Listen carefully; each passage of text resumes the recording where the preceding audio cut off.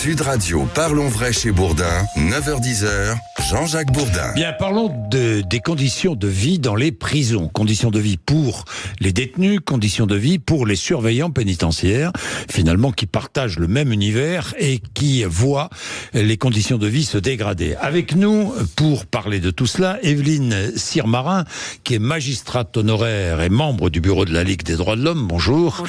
Merci d'être avec nous. Et Wilfried Fonck, qui est secrétaire national du syndicat pénitentiaire UFAP-UNSA. Bonjour. Bonjour. Merci d'être avec nous. Vous représentez les surveillants de prison. Vous, je ne dis pas que vous représentez les détenus, mais vous observez et vous savez ce qui se passe dans nos prisons. Prisons qui sont surpeuplées aujourd'hui. Surpeuplées, de plus en plus surpeuplées. Alors, pourquoi sont-elles surpeuplées ? Parce qu'il y a de plus en plus de condamnations, de plus en plus de prévenus, mais aussi de détenus en provisoire, des détenus provisoires, mais aussi parce que on nous rabâche qu'on va construire des prisons, mais on ne les voit pas, ces nouvelles prisons. On ne les voit pas surgir de terre. Et il y a 1000 raisons pour cela. N'est-ce pas, Evelyne Sirmarin ? Écoutez, oui, vous disiez, oui, il y a de plus en plus de détenus. Je voudrais faire observer qu'il n'y a pas de corrélation, contrairement à ce qu'on pourrait penser, entre la délinquance et les incarcérations. C'est-à-dire, on se dit, il y a de plus en plus de délinquants, c'est pour ça qu'il y a de plus en plus de gens en prison. Non, c'est pas vrai. C'est pas vrai, tous les rapports le disent. L'ONU a encore fait un rapport là-dessus. C'est-à-dire que, oui, il y a de plus en plus de condamnations, mais la délinquance n'augmente pas, ni en France, ni dans les pays étrangers. Donc ça, c'est déjà une question à déconstruire en quelque sorte. Elle change de nature. Elle change de nature, peut-être, elle est plus violente, mais il y a une réponse pénale qui est plus dure qu'elle l'était il y a encore 20 ans. Donc, oui, mais la réponse pénale, c'est pas automatiquement la prison. Non, Evelyne ça Sirmarin. devrait pas être automatiquement la prison. En France, c'est vraiment beaucoup la prison. Par rapport à nos voisins européens, ça peut être intéressant parce que c'est pas spécialement idiot ce que font tous nos voisins européens. Nous sommes le seul pays d'Europe où le nombre des détenus augmente. Dans tous les autres pays d'Europe, le nombre des détenus diminue. Mais pourquoi ? Parce qu'on ne met pas les moyens suffisants pour proposer des alternatives à la prison. C'est vraiment ce que je pense. Oui, c'est vraiment ce que vous tout pensez. à fait. Et c'est ce qui se passe dans d'autres pays d'Europe. Par exemple, en Allemagne, aux Pays-Bas, le nombre de détenus a diminué parce qu'ils ont beaucoup développé les peines alternatives à l'incarcération. Travail d'intérêt général, semi-liberté, mesures de soins, etc.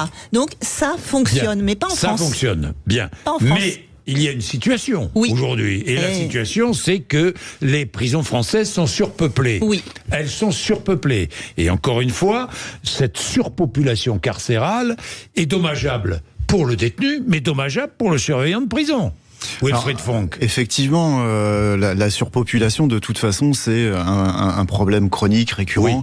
Et là, en ce moment, ça fait 6 mois où chaque mois, on des va années que je fais ce métier. Ça fait 20 ans. Et oui, depuis 20 ans, j'entends parler de surpopulation carcérale. Oui. Vous savez, il y a une loi qui est la loi Béranger, qui date de 1875, qui met en avant le principe de l'encellulement individuel comme étant le principe inaliénable. Aujourd'hui, en 2024, on cherche toujours le principe de l'encellulement individuel, notamment dans les maisons d'arrêt, parce que c'est là que surgit le problème. La différence d'ailleurs. C'est-à-dire que les maisons d'arrêt sont là où normalement on ne devrait trouver que des personnes prévenues.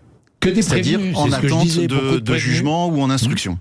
Aujourd'hui, on y trouve des personnes prévenues, effectivement, des condamnés à des peines inférieures à 5 ans, et des personnes qui viennent aussi se constituer elles-mêmes prisonnières entre guillemets, dans la mesure où elles n'étaient pas écrouées avant un éventuel passage en procès.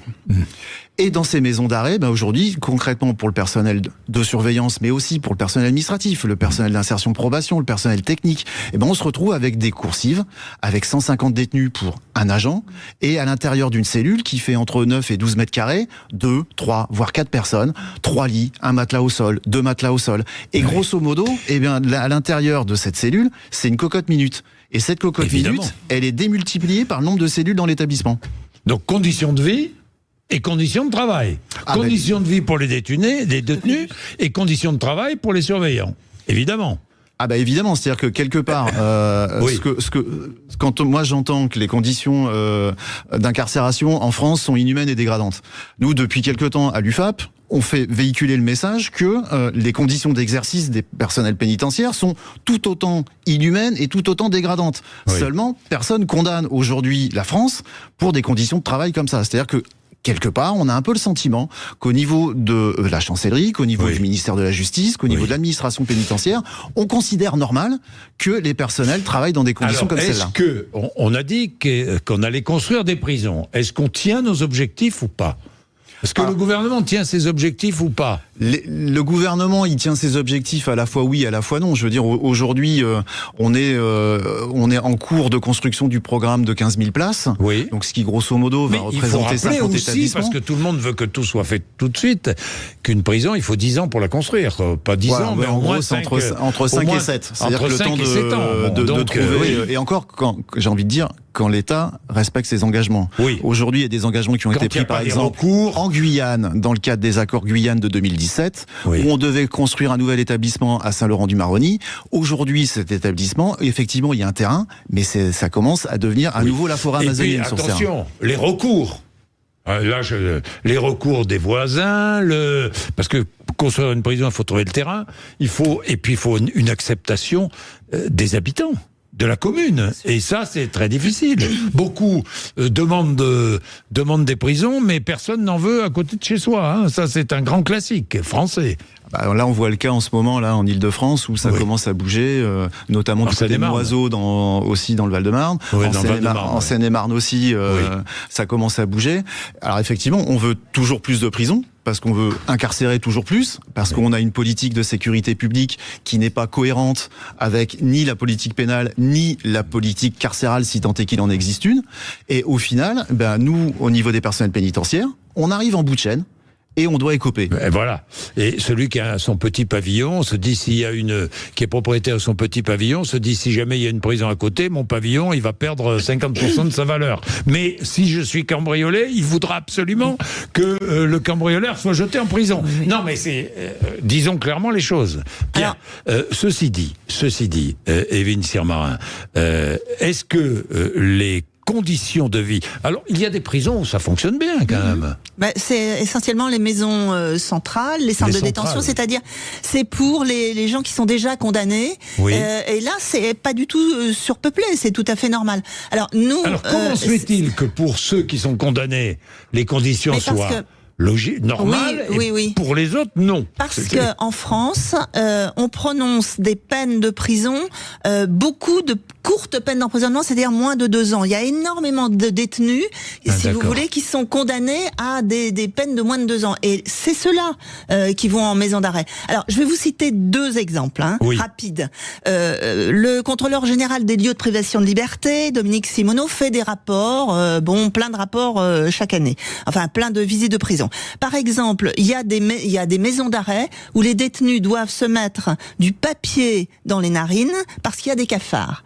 Il y a d'autres maisons d'arrêt, Seyss par exemple, vers Toulouse, Gradignan vers Bordeaux, où les détenus attrapent la leptospirose, c'est-à-dire que les rats urinent dans l'alimentation des détenus.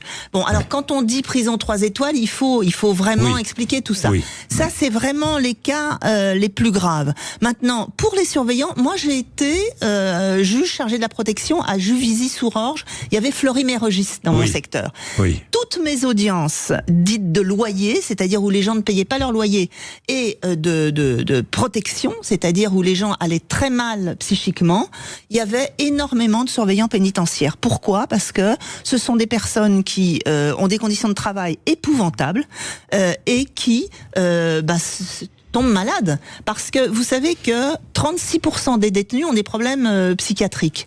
Mais c'est vrai que les surveillants, à force d'avoir ces conditions de travail, c'est un petit peu comme certains policiers, deviennent eux aussi complètement dépressifs. Donc c'est en miroir. Et moi, ce que je déplore pour finir, c'est que ça fait, comme vous le disiez, 20 ans que y a des rapports parlementaires, de parlementaires de droite, de gauche, le Conseil économique et social, le Conseil de l'Europe. Enfin, on ne compte plus les rapports qui disent il faut une régulation carcérale. C'est-à-dire, il n'y a pas plus de prisonniers que de places. Et quand les gens sont en fin de peine, on les sort un peu avant pour préparer leur sortie et pour faire en sorte que la sortie se passe bien, parce que la récidive pour les Français, c'est quand même un truc important. Ça coûte cher la prison, et il faut pas que les gens récidivent. Et ben ça, la prison rate complètement son objectif. Il est quand même invraisemblable de penser qu'il vaut mieux être condamné à 10 ans de prison qu'à 1 an de prison. Pour être mieux traité. Pour être mieux traité.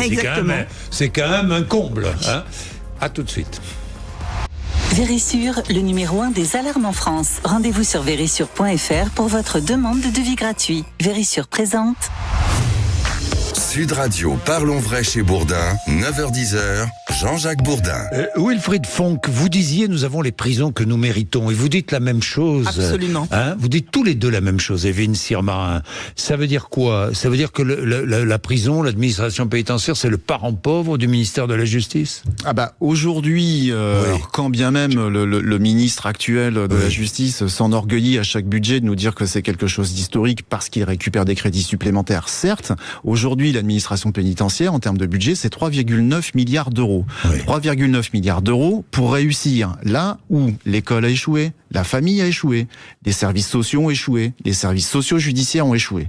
Nous, on arrive finalement en bout de course. En bout de course, bien sûr. Et avec 3,9 milliards d'euros, j'ai envie de dire, waouh, quel challenge. Comme si vous deviez, réparer tous les maux de la société. C'est ça. C'est-à-dire qu'après... Parce qu'on vous demande de réparer, c'est-à-dire que le citoyen se dit, on envoie en prison et... On répare tout ce qui s'est passé. Alors, ce qu'il faut bien se dire, que c'est que ça, à la fin, au bout du bout, la personne qui est détenue, écrouée, elle finit par sortir. Donc, si concrètement l'administration pénitentiaire ne réussit pas, entre guillemets, sa mission de réinsertion, de réhabilitation sociale, de tout ce qu'on peut l'appeler comme on veut, et au final, c'est de l'argent qui est dépensé pour rien. Le taux de récidive augmente ou pas? Alors, le taux de récidive en sortie sèche, c'est-à-dire vous n'avez pas de projet de sortie, voilà, vous avez fini votre peine, vous sortez, c'est à peu près 60%, un peu plus. Taux de récidive, 60%. C'est énorme. Tandis que si vous avez un travail d'intérêt général, un encadrement à l'extérieur, etc., c'est 34%. Et bon, vous voyez, par rapport à ce que vous dites, moi je me demande si finalement il ne faut pas attirer l'attention des Français sur le coût de la prison. C'est-à-dire que, apparemment, on sait combien ça coûte. Combien coûte un détenu? Alors, un détenu, la Cour des comptes nous dit 105 € une journée d'emprisonnement, tandis qu'un travail d'intérêt général, ça coûte 50 € selon la Cour des comptes. Et je me demande s'il ne faut pas attirer l'attention justement sur ces questions financières, puisque c'est inefficace. On dépense nos impôts pour rien, finalement, puisqu'il y a un gros taux de récidive. Est-ce qu'il ne faudrait pas, plutôt qu'attirer l'attention sur la dégradation des conditions de détention, dire maintenant, quand même, faut faire des choses efficaces, qui coûtent moins cher, comme dans les autres pays d'Europe, je pense. 105 € avec des surveillants qui sont mal payés. 70 surveillants pour un détenu. Même l'ensemble des personnels pénitentiaires en général, parce que l'administration pénitentiaire, c'est pas que le personnel de surveillance. Les personnels techniques, les administratifs, tous ces petites mains qu'on ne voit pas, mais qui font quand même bien tourner la machine, et les personnels d'insertion et de probation, parce que l'administration pénitentiaire, ce n'est pas que le milieu fermé. Que le surveillant de prison. C'est aussi l'aspect probation, etc. Donc, au-delà des plus de 76 000 détenus, il y a au moins 150 000 personnes qui sont suivies en ce moment en termes de probation, au total pour 45 000 agents. Voilà. Donc c'est vrai que déjà en termes de ressources humaines, on a beaucoup de mal à recruter, et effectivement quand on voit un peu le ratio, on se dit bon, c'est compliqué.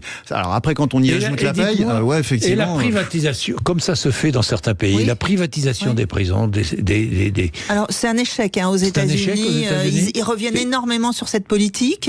Et puis on a l'impression aussi que le fait de construire des prisons, ça s'appelle des partenariats publics-privés, ça coûte extrêmement cher cher à l'État. L'idée, vraiment, c'est de développer les peines alternatives à l'incarcération. Le problème, c'est qu'un conseiller d'insertion et de probation, si vous voulez, qui va avoir un projet avec le détenu, lui trouver un travail, une formation, un logement, etc., il va suivre théoriquement 60 personnes, mais en réalité 80, ce qui est impossible. Et un juge de l'application des peines, il a 200, 300 dossiers à suivre. Comment voulez-vous travailler sur l'individualisation de la sanction? C'est impossible. Le ministère de la Justice veut mettre en place un système de réparation alternative pour les infractions constatées en prison à cause du manque de moyens, et évidemment, et de personnel pour traiter tous les incidents à l'intérieur des prisons. Vous le comprenez comment, ce projet gouvernemental? Parce que je n'ai pas très bien compris, moi. Alors aujourd'hui, c'est vrai que c'est un sujet qui fait polémique. L'administration pénitentiaire a présenté aux organisations syndicales un projet de décret qui voudrait mettre en place, un peu comme ce qu'on trouve dans la justice pénale, la mesure de réparation. C'est-à-dire qu'à l'intérieur des établissements pénitentiaires, il y a un règlement intérieur, un régime disciplinaire pour que on essaye de maintenir qu'à un cas, une sorte de bon ordre, que les choses essayent de glisser du mieux possible. Donc, jusqu'à présent, les infractions à ce régime disciplinaire étaient constatées par les personnels, compte rendu d'incidents derrière, on fait une enquête, on passe en commission de discipline et derrière, il y a une sanction administrative. J'insiste bien sur le terme administratif parce que ça n'a rien à voir avec la justice pénale. Aujourd'hui, on se retrouve avec un système disciplinaire qui est totalement embolisé parce que beaucoup plus de détenus, donc beaucoup plus de problèmes de discipline, donc beaucoup plus de comptes rendus, etc., etc. Donc aujourd'hui, je pense que au-delà de la LOPJ qui avait prévu ce principe-là, on tente d'essayer de décoper aussi de ce côté-là.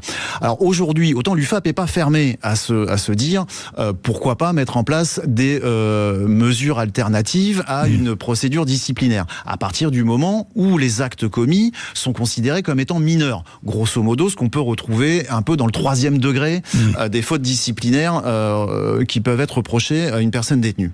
Aujourd'hui, l'administration a la connaissance de l'UFAP, et je répète bien la connaissance de l'UFAP, puisqu'a priori un nouveau texte serait en ce moment en cours de rédaction, mais nous n'en avons pas été destinataires, donc on reste sur le texte du 14 mars, où aujourd'hui la chancellerie souhaiterait inclure dans ce régime disciplinaire la détention de stupéfiants et la détention de téléphones portables. D'accord. Quand on sait que les violences envers les personnels, les violences entre détenus, les stupéfiants et les téléphones portables sont les véritables 4 grosses plaies du fonctionnement d'une détention, on s'interroge sur le message aujourd'hui qu'on veut faire passer à la population pénale.